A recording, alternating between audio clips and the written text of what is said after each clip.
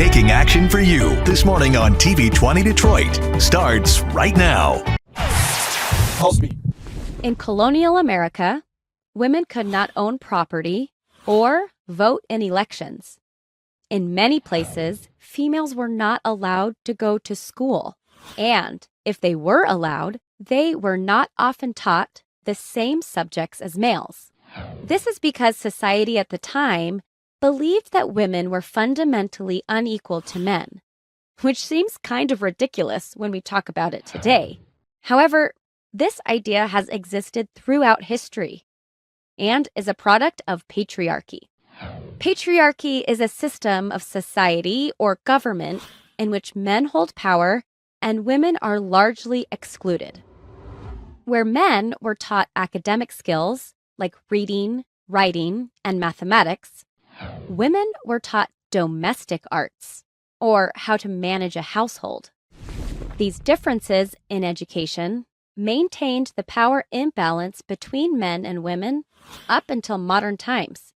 And even today, inequities between genders still exist, which is why it is important that we celebrate Women's History Month.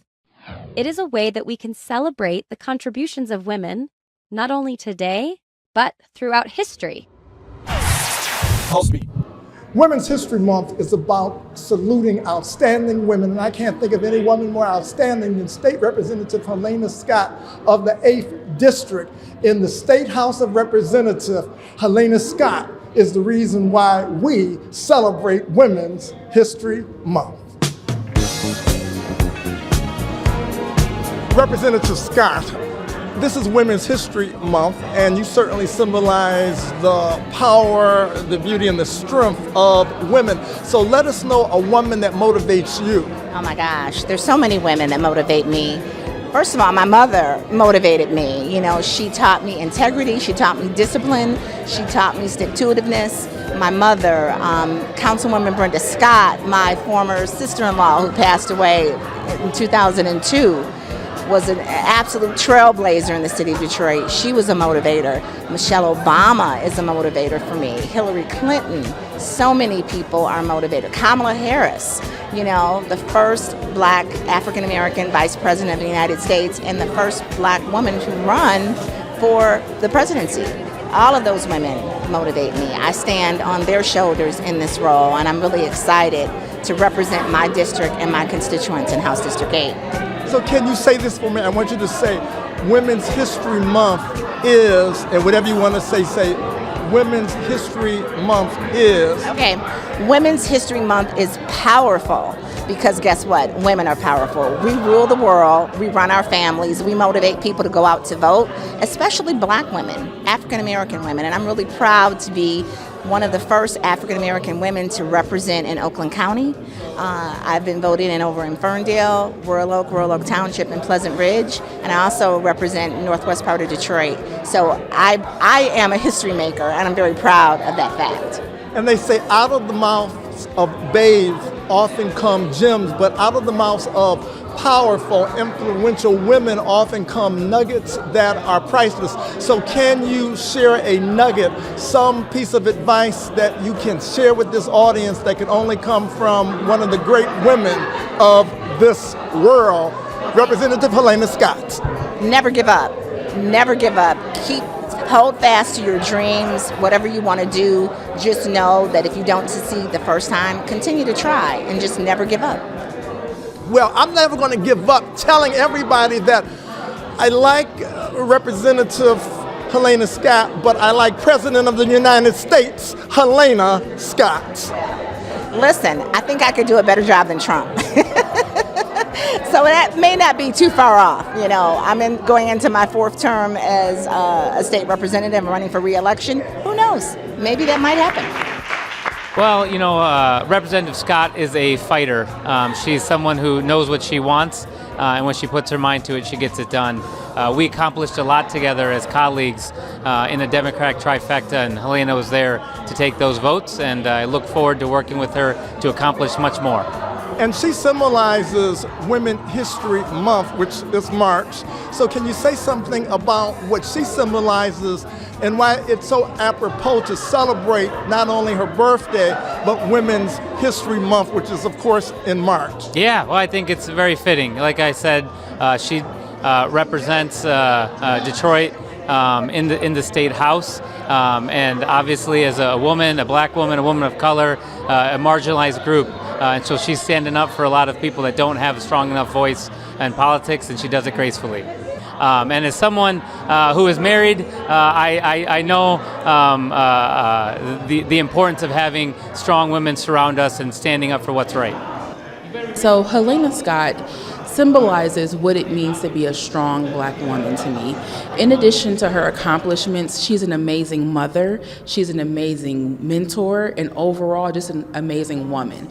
I've watched her throughout the years that I've known her by way of her daughter continue to reach back to pull people like me up along with her. Whether it was through my small business or with me now as a candidate, she's always been a resource for me. She's always been someone that's welcomed my questions, and she does answer the phone. Text back too, but more importantly, she encourages and makes sure that you have all the tools you need to be successful.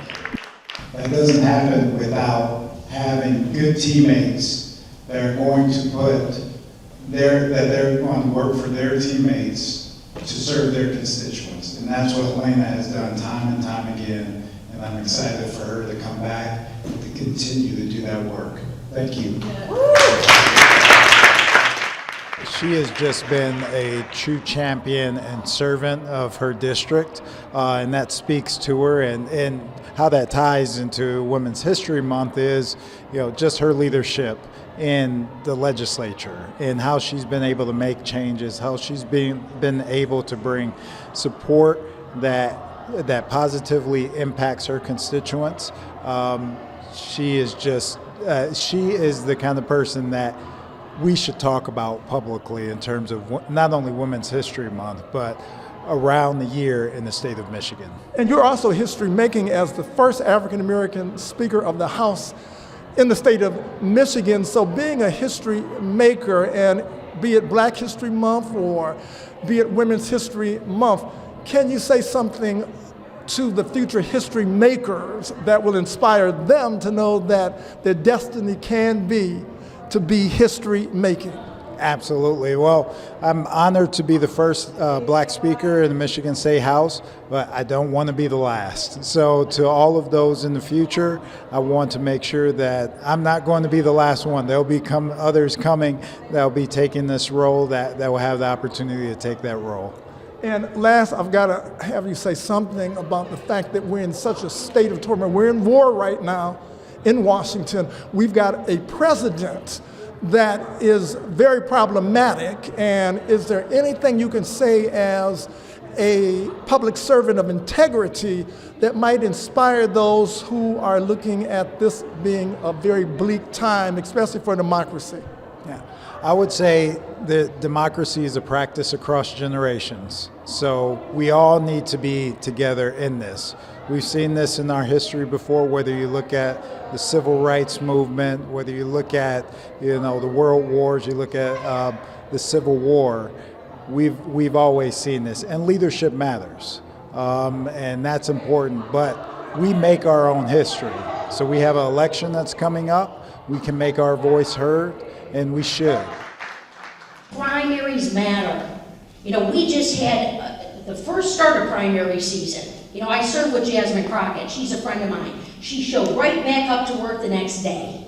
Grilling and firing. They got Gnome fired. Little glimmer of hope there. Because of how they grilled. We still need justice. We can actually still impeach her to make sure she never comes back, but that's a whole other story.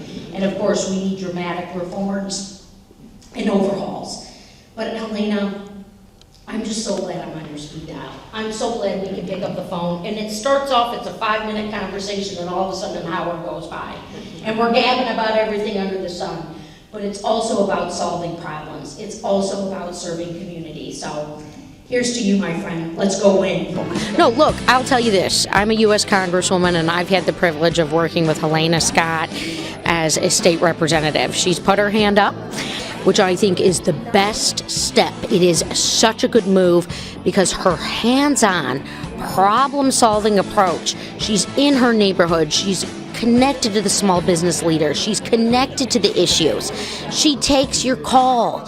She then not only just listens to you, she works to solve your problem. So she and I have done this on the campaign trail, but we've also done it in a legislative government type of role as well. And so I want to see her public service continue to thrive, to shine on this bright, beautiful, bold city that is Detroit. Culture is really what Detroit and Motown is about.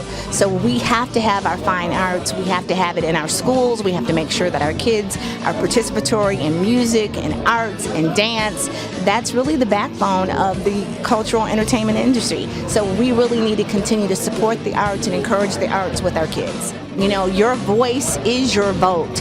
If you don't vote and then you complain about what's happening, you have to really take that step and go out and make that change and make a vote. That's the only way that change will happen, is if you vote. You got to get out and vote. I'm a proven leader, a proven strong leader, committed and dedicated public servant to my district, and I'll continue to do that. Pulsebeat. Women's History Month. Today, inequities between genders still exist, which is why it is important that we celebrate Women's History Month. It is a way that we can celebrate the contributions of women, not only today, but throughout history. So, how did the celebration of Women's History Month start? Like many historical movements, a small group of people recognized the shortcomings in learning a male-centered history and decided to do something about it to create change. In March of 1978, a group of educators in Santa Rosa, California, thought that more could be done to further the cause of women's equality and to bring awareness to the significant historical contributions that women have made over the years. They planned a Women's History Week to correspond with International Women's Day on March 8th. By 1980, the movement had spread throughout the country and gained the attention of President Jimmy Carter. After meeting with women's groups, historians, and the National Women's History Project, which is now called the National Women's History Alliance, or NWHA, President Carter proclaimed that the week of March 8th would be National Women's History Week. At the time, President Carter said, "Too often, women were unsung and sometimes their contributions went unnoticed. But the achievements, leadership, courage, strength, and love of the women who built America was as vital as that of the men whose names we know so well." Nice, President Carter. 1 year later, Congress joined with the president by passing a resolution declaring the week of March 8th as the official start of Women's History Week. 7 years later, Congress passed a law authorizing the president to proclaim March as Women's History Month. It has been celebrated that way ever since. Since then, the NWHA has selected a yearly theme for the month. And the rest, as they say, is her story. Pulsebeat. If you're over 62, living alone, and have received a collection letter from the IRS, stop what you're doing and listen. You need someone that you can lean on and that will fight for you. Hi, I'm Matt Levy. I'm the founder of Ovation Tax Group. Every single week, we get thousands of American taxpayers the help that they deserve. The IRS is now more aggressive and efficient than ever at tracking down people who owe back taxes and have unfiled returns. They could already be preparing to seize your assets, including your pension, 401k, home, or even your Social Security. But here's the good news. You may qualify for special relief programs, especially if you are older than 62. Call us now. We specialize in helping seniors get relief from IRS collections, wage garnishments, and bank levies. In many cases, we can get tax debt completely forgiven, or at least drastically reduced, with a great repayment plan. Call us. We'll protect you, we'll fight for you, and we'll win for you. We're Ovation Tax Group. Pulsebeat. We appreciate Michigan State Representative Helena Scott and the fact that she symbolizes why Women's History Month must be celebrated, because she's an example of the best of what women bring to the table. And to have talked to those other great women especially is so apropos as we continue to celebrate March as Women's History Month. Now we're going to go to the Lion King, and there are some women doing some dynamic things, and we were blessed to talk to some of the most dynamic reasons why women are a powerful reason why the Lion King is the #1 musical in the history of Broadway musicals.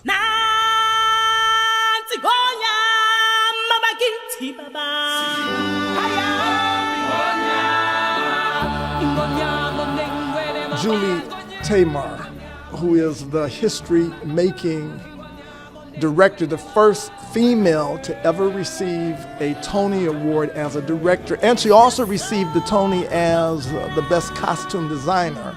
And it is her vision that you stand on so many different levels. Now, March is Women's History Month.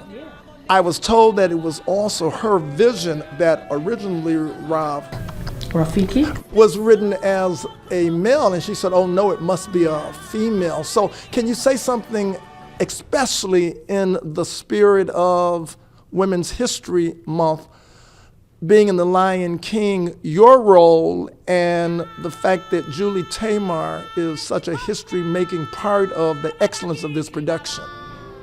And well, with my role, I consider myself as a very strong person, and anytime, I mean, as a woman, you know, who is also a mother, I have dealt with so much, but at the same time, I still have strength.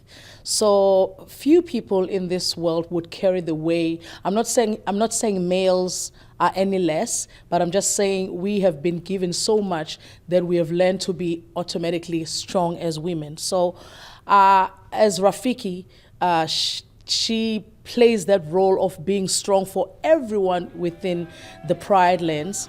That's why she would suppress her thoughts and feelings just to make sure that everything is in place within the Pride lens, you know. So the role of a woman for me, as the Rafiki character, is like a glue within. For me, she's like a glue that is linking everybody or every animal around here to make sure that there's peace within the Pride lens. So that's strength. Few people would do that without thinking of themselves, you know. So I'm just honored because in reality as Zama, I am like that. I'm so used to being the strength of my family. Between us, even if they do fight, I'm like the one who comes up with solutions, you know. So I'm so honored to play Rafiki and feel like I'm playing a little bit part of me in reality, you know. So that yeah, and then also whenever you give out, even singing, even acting and emotions that we share on stage and sharing that to the people and then make them believe, not that it's not real, but make them believe and feel what I'm feeling, it's an honor, you know. So as a woman, I'm so proud to be playing this role. More than anything, I wouldn't change being a woman for anything. Yeah. Now, Rafiki is a old world monkey who tends to be the wisest and the one that has the spiritual connection. It sort of puts a redefinition on what a monkey should symbolize, no? It's Rafiki! Rafiki! Rafiki! Little one, there's no reason to cry. My parents, they're gone. Hey, look out there, Mdogo. You see those baobab trees blowing in the wind? The roots of those trees are very strong, like your family. And just as they did for you, your parents have gone to the ceremony of birthing grounds. And when they return, the circle of life will bring a blessing to you, Kiara. Well, to me, when I look at that creature, because I've also seen, even if I don't know, I've never interacted with a baboon before, but I know that they also give so much strength, and of course, they fight as a group, you know, but they're also very protective of their own, you know. You don't mess with one baboon and you think you're gonna get away with it, you know. And more than anything, with those teeth, They just, yeah. But in reality, for that, I believe and feel the baboon is not scary. At the same time, is painting a picture of being a strong creature, that can be able to lead around the Mufasas, because they are also carnivores as far as I'm concerned, So with that, they are not scared of anything, which means they can be able to protect anyone within the pride, And we'll be back with The Lion King is the #1 musical in the history of Broadway musicals. Pulsebeat. There's a new way to travel, and it's one of the oldest forms of transportation. Travel by train. Yes, consider traveling around the United States on Amtrak. Traveling by train is a lot less of a headache than taking a plane, and you'd be surprised how many places you can go on an Amtrak. And there's no passports or IDs needed. Find out how to get where you're going as soon as tomorrow by train. Call the Amtrak Travel Hotline right now. We'll book your trip and email your tickets within minutes. Skip the drive to the airport and skip the lines. Call right now to book your Amtrak reservations. We service most of the United States. Do something new. Travel by Amtrak today. Find out how to get where you're going as soon as tomorrow by train. Call the Amtrak Travel Hotline right now. Call 855-827-5004. That's 855-827-5004. Again, 855-827-5004. Pulsebeat.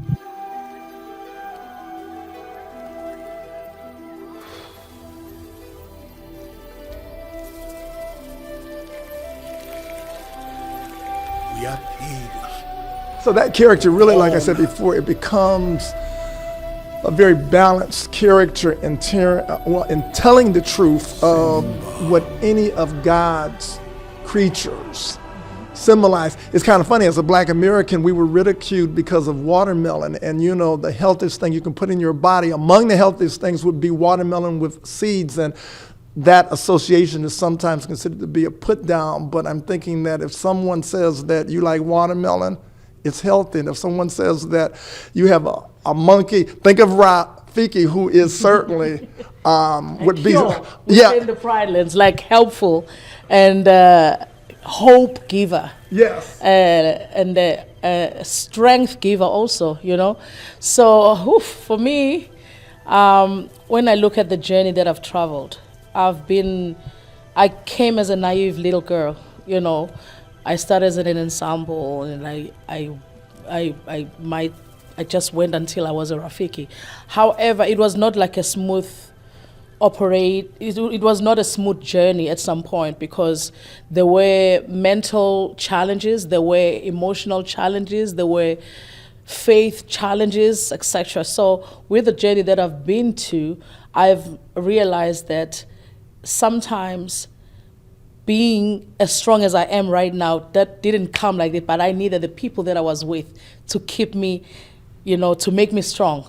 The strength, you don't just get it. You use people. Not that you use them. It comes from the people. The more they hurt you, the more they curse at you. I was in Spain and things happen. I'm not going to get into details with that. But with that, I get to understand, so these people are like that, and this is like this, I was not going to grow mentally in terms of understanding the creatures or in terms of understanding the people internationally if I didn't get a chance to get every country and different languages and different cultures, etc., etc. They provide that, but the more they provide, the more I grow. With that journey, I've really encountered the fact that as I'm playing Rafiki, I feel ready. And so that when I'm on stage, with all that I've experienced, it has made me the Zama that I am today, the strength I give. And I'm a very spiritual person also. And also mentally, I've grown so much. I've learned to appreciate so much. The negatives that I used to encounter in my past, it has changed because I've learned to appreciate and understand that people are different. And if they are hurting, it's because they've encountered so many challenges in their lives. Sometimes they give that out to you to hurt you, not that they want to hurt you. It's because of what they have experienced. So I have to remember that spot. So playing Rafiki, I feel I've grown enough to know that I can tell the story and I can be the Rafiki that is probably needed because of my history, because of what I've learned, because of what I've seen, you know. So now when I sing, somebody can see that, oh, I see Rafiki, not Zama. You understand? It's more of a sound.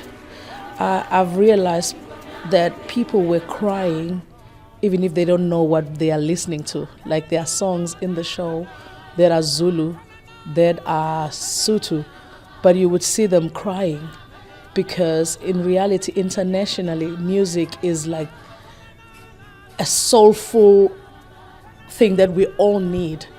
I really believe music connects us all internationally, you know? So the fact that I'm playing in the musical theater, it's like Lion King musical makes me feel like I'm making sense to me first and making sense to anyone that is listening to us singing, you know. The music and the wonderful story, which is the combination of any great Broadway musical. For the people who have not seen it, and I think everybody on the planet has seen this, but there's a few that have not. Can you say something just to encourage those who are watching this that have not seen The Lion King, why it's a must-see, and for those who have seen it, why they're probably going to see it again?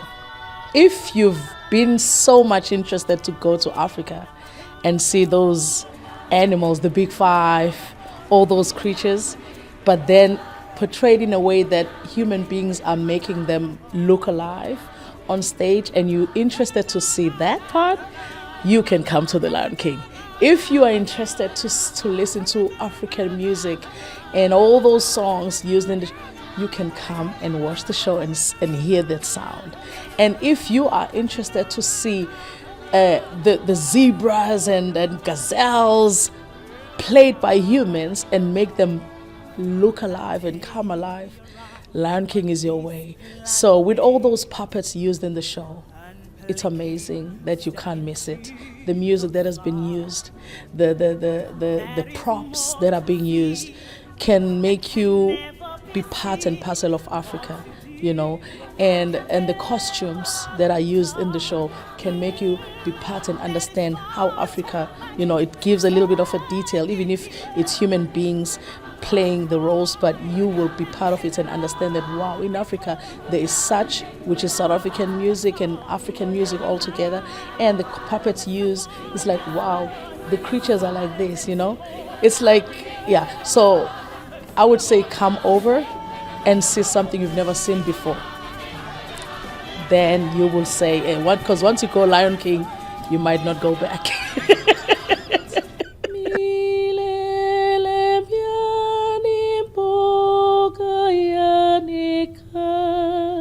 You'll come and hear the rest. That is from Miriam Makeba.